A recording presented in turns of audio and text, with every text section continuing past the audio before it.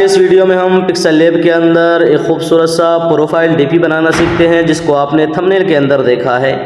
मुसलसल कई दोस्तों की फरमाइश आ रही थी कि भाई ये वाला डिज़ाइन पिक्सल लैब के अंदर कैसे बनता है, वीडियो बनाकर हमें भी समझाएं। तो आइए उन दोस्तों की फरमाइश पर आज का ये खूबसूरत सा डिज़ाइन हम पिक्सल लैब के अंदर बनाना सीखते हैं। तो मैं यहाँ से पिक्सल लैब को कर लेता हूँ ओपन करने के बाद इस टेक्स्ट को हमें यहाँ से कर देना है डिलीट। उसके बाद इसका बैकग्राउंड में कोई एक कलर में एक बार कर लेता हूँ, मैंने ये वाला कलर कर लिया है। उसके बाद ओके कर देता हूँ। ओके करने के बाद अब हमें आना है यहाँ से बीच वाले ऑप्शन पे और यहाँ से हमें आना है शेप्स में। तो यहाँ से मैंने एक शेप ले ली। उसके बाद इसके साइज़ को मैं यहाँ से कर लेता हूँ फुल स्क्रीन के बराबर। उसके बाद नीचे आकर इसका कलर हमें कर देना है यहाँ से ब्लैक। उसके बाद ओके कर लेता हूँ। यहाँ से मैं ग्रिड को ओपन कर लेता हूँ, यहाँ से यू को दबाकर मैं इसे कर लेता हूँ सेंटर। तो यहाँ पर सेंटर करने के बाद अब हमें आना है यहाँ से लेयर वाले ऑप्शन पे और यहाँ से मैंने इसे कर दिया है लॉक। लॉक करने के बाद हमें फिर से शेप्स के अंदर आना है। देखिए इस डिज़ाइन के अंदर सारा कमाल शेप्स का है, तो आप शेप्स को अच्छी तरीके से समझ जाएंगे तो खूबसूरत डिज़ाइन आप बना सकते हैं। तो फिर से हमें आना है यहाँ से शेप्स में और यहाँ से इसके शेप को मैं ले लेना है गोल सा। इसके रेडियस को मैंने फुल कर दिया। उसके बाद इसे मैं कर लेता हूँ बड़ा और यहाँ से ग्रिड को ओपन करके यू को दबाकर मैंने फिर से इसे कर लिया सेंटर। उसके बाद ओके करके इसका कलर हमें वाइट ही रखना है। उसके बाद यहाँ से इसे भी मैं कर देता हूँ लॉक।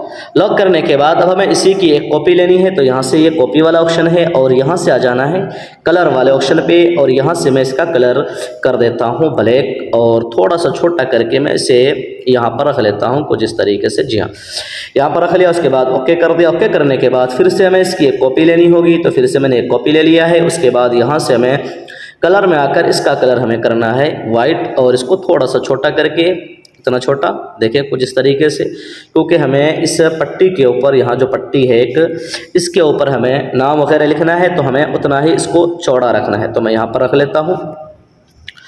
तो देखें इस तरीके से इतना चौड़ा हमारे लिए काफ़ी है और इसको मैं थोड़ा सा कम कर लेता हूँ। जी हाँ, तो इसको मैंने यहाँ पे सेंटर करके इसे भी यहाँ पर रख दिया है। रखने के बाद अब हमें यहाँ से आना है लेयर वाले ऑप्शन पे और ये वाली शेप जो है इसकी हमें एक कॉपी लेनी होगी। मैं इन दोनों को लॉक कर देता हूँ, इसको सेलेक्ट कर लेता हूँ।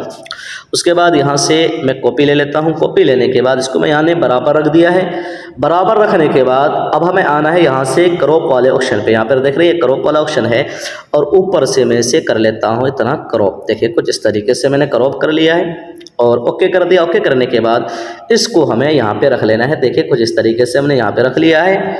यहाँ पे आप देखें थोड़ा सा ये बढ़ गया तो मैं इसको थोड़ा सा छोटा कर लेता हूँ और इसको अच्छे से यहाँ पर मैं सेट कर देता हूँ। जी हाँ, तो यहाँ पर अब आप देख सकते हैं कि कुछ इस तरीके से यहाँ पर मैंने ये सेट कर लिया है। अब मैं यहाँ पर चाहूँ तो सारा काम कर सकता हूँ, लेकिन आपको समझ में नहीं आएगी, तो इसलिए मैं यहाँ पर एक बार के लिए इतना काम कर लेता हूँ। उसके बाद हमें आना है यहाँ से लेयर वाले ऑप्शन पे और हमें इन सभी को जोड़ना है। उसके बाद इस पर टच करने के बाद इस वाले ऑप्शन पे हमें टच कर देना है। उसके बाद सभी पर टिक मार देना है। उसके बाद हमें इस वाले ऑप्शन पे टच करके यहाँ से हमें ओके कर देना है। तो ये एक साथ सारा जुड़ चुका है और हमें आना है यहाँ से अब कलर इरेज में। तो यहाँ से आप देखेंगे इरेज वाला ये कलर इरेज वाला ऑप्शन है। तो यहाँ से मैंने इसे इनेबल कर दिया, इसे फुल कर देता हूँ। तो देखिए वाइट कलर यहाँ से इरेज हो गया। उसके बाद इसे मैं यहाँ सेंटर करके इसे कर देता हूँ लॉक। लॉक करने के बाद ये इतना काम हमारा हो गया। अब हमारा दूसरा काम क्या है, फिर से हमें यहाँ से शेप्स के अंदर जाना है और यहाँ से एक शेप ले लेनी है कुछ इस तरीके से। यहाँ पर ले लेता हूँ और इसके रेडियस को मैं थोड़ा सा कर देता हूँ। यहाँ पर मैं कर देता हूँ 25 नहीं बल्कि यहाँ से हमें करना है, जी हाँ 16 कर दिया है। और इसको मैं यहाँ पे रख लेता हूँ कुछ इस तरीके से और इसका कलर जो है हमें करना है यहाँ से ब्लैक। उसके बाद ओके कर दिया और इससे भी हमें इस वाले ऑप्शन के हमें सेंटर करके यहाँ से ओके करके यहाँ से हमें लेयर वाले ऑप्शन पे आके इसे हमें कर देना है लॉक।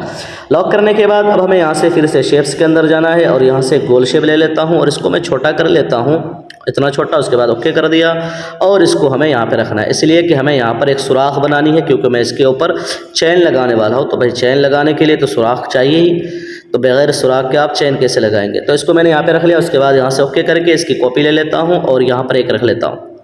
तो इस तरीके से हमें इसकी 4 कॉपी लेनी है।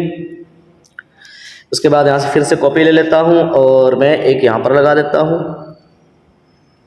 जी हाँ, फिर से एक कॉपी ले लेता हूँ और एक यहाँ पर मैं लगा देता हूँ। तो मैं जल्दी जल्दी से बना रहा हूँ, आप आराम आराम से बनाएं, सारी चीज़ें देख लें, साइज़ को और सेंटर वगैरह देखकर आप आराम से बनाएं।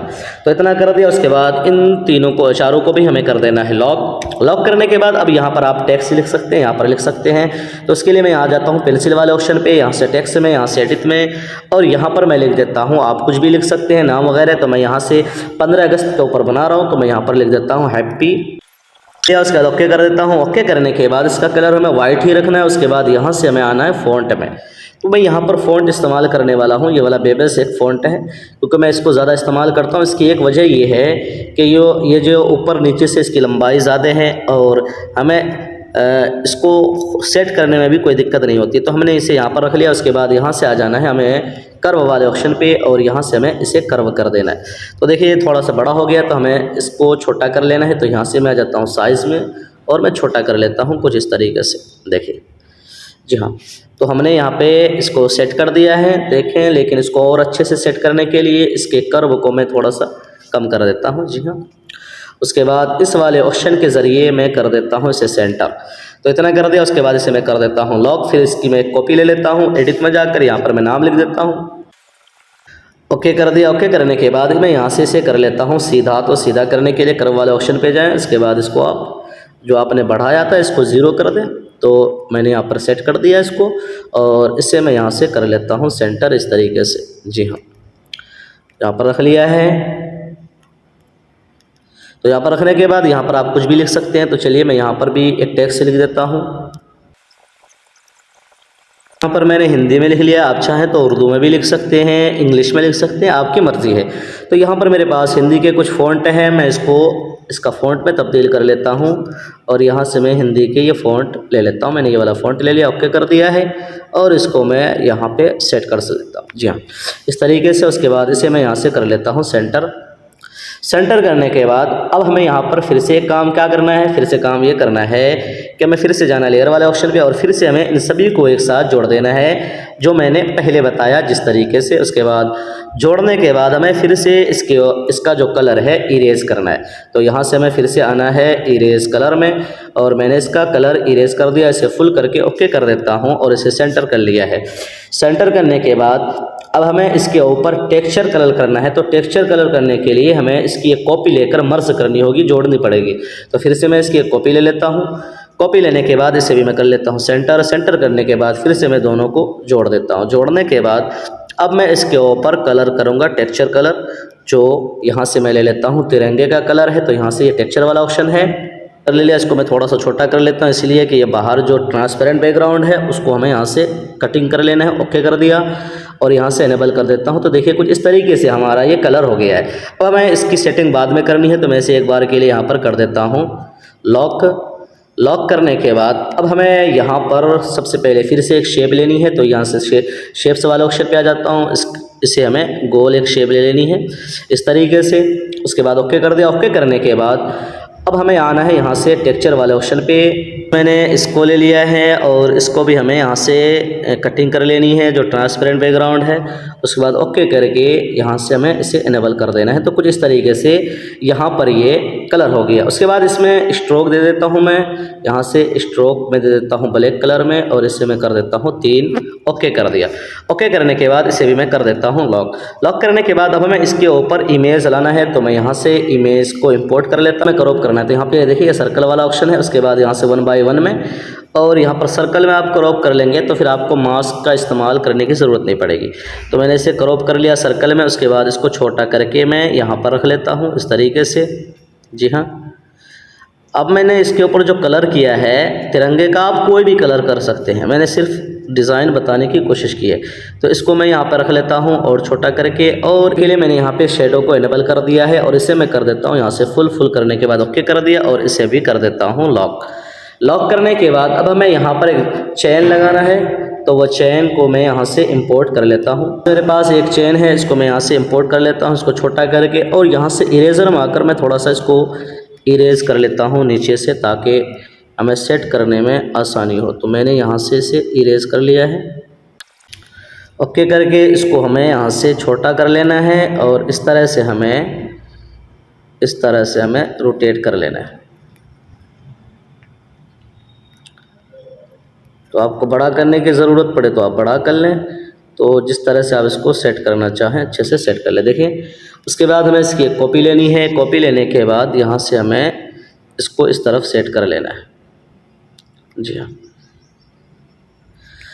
यहाँ पर हमारा हो गया यहाँ पर सेट होने के बाद अब हमें इन सभी को एक साथ जोड़ देना है। तो फिर से लेयर वाले ऑप्शन पे जाना है और इसको मैं सभी को जोड़ देता हूँ। जोड़ने का सेम तरीका है जो पहले मैंने बताया है। तो मैंने यहाँ पर इसे जोड़ दिया। जोड़ने के बाद इसे मैं थोड़ा सा छोटा कर लेता हूँ। अब मैं इसके बैकग्राउंड का कलर कर लेता हूँ यहाँ से पहले वाइट। जी हाँ, और इसे मैं दे देता हूँ यहाँ से शेडो। तो आप देख लें अगर शेडो से काम चल जाए। जी हाँ, शेडो से भी ये अच्छा लग रहा है। आप 3D करने की ज़रूरत नहीं, और अगर आपको 3D में पसंद ज़्यादा है तो आप 3D कर सकते हैं। तो मैं यहाँ से इसे कर लेता हूँ 3D, लेकिन ये टूट फूट गया तो इसे छोटा बड़ा कर लेना है, इसमें मेहनत करनी पड़ेगी।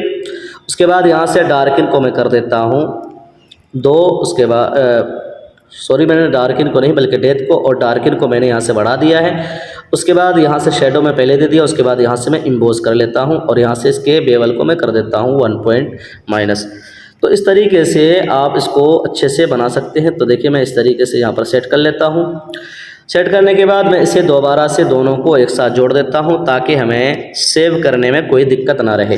तो यहाँ पर अगर जोड़ने के बाद सही रहा तो अच्छी बात है, वरना फिर छोटा बड़ा करके आपको कई मर्तबा मेहनत करनी पड़ेगी।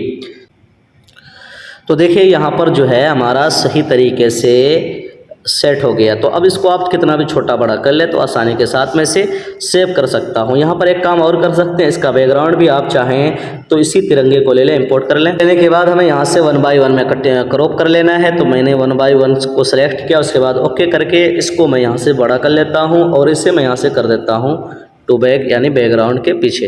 तो इस तरीके से भी आप एक खूबसूरत सा डिज़ाइन अपने मोबाइल के अंदर तैयार कर सकते हैं, और आप चाहें तो इसके बैकग्राउंड को हटाकर कोई दूसरा बैकग्राउंड ले सकते हैं। तो नाज़रीन को इस तरीके से आप अपने मोबाइल के अंदर 15 अगस्त के लिए एक खूबसूरत सा लोगो बना सकते हैं। तो मुझे उम्मीद है ये वीडियो आपको ज़रूर पसंद आएगी। पसंद आए तो वीडियो को लाइक शेयर लाजमी क्या करें और चैनल को सब्सक्राइब कर लें।